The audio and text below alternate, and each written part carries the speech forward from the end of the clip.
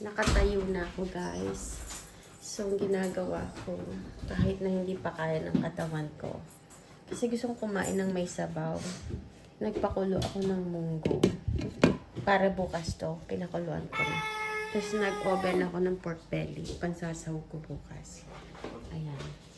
Bukas kakain ako ng may sabaw, thank God. Actually, sinigang ang gusto ko, kaso wala akong ingredients. Sinigang sana gusto ko, wala akong ingredients. Etong mahirap pag nasa ibang bansa ka. Pag may mga ganitong sitwasyon. Which is makaka-order ka naman eh. Pwede naman.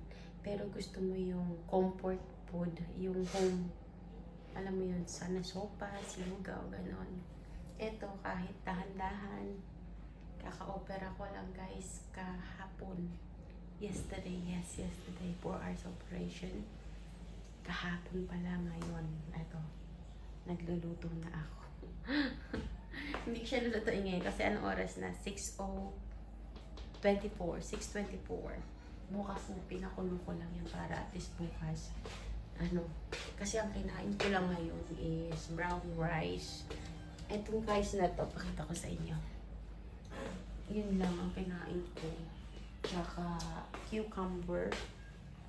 Tapos umorder si Habi ng Thai food para kainin ko nga. Yesterday hindi ko siya nakain.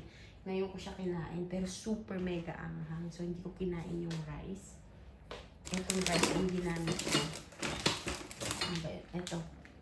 Etong rice ang ginamit ko. Tapos yung papaya salad nila, yung sumtam, tsaka chicharong cucumber. Yan ang kinain ko lang today. Kaninang umaga, nagkape lang ako, tsaka tinapay at saging. Kasi kailangan ko kumain pag umiinom ng gamot. Kasi ang tindi ng gamot ko guys, yung painkiller, matindi. Malakas. Nakaka-constipate siya at tsaka na bagsak ka, tulog ka. May hilo-hilo ka. Talagang pipikit ang mata mo dun sa painkiller ko. But at this moment of time, alive and kicking. Thank you, Lord. Ang dami ng bahay ko.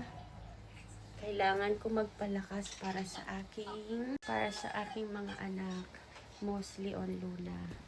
Hindi kailangan hina ang mami. Kailangan magpalakas para sa aking baby girl. Welcome to the mess.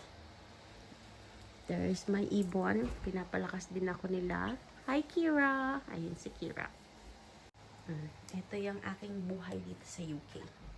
Yesterday pa lang ako na-opera. Is it yesterday, Mommy had operation, right? Yeah, 13 today?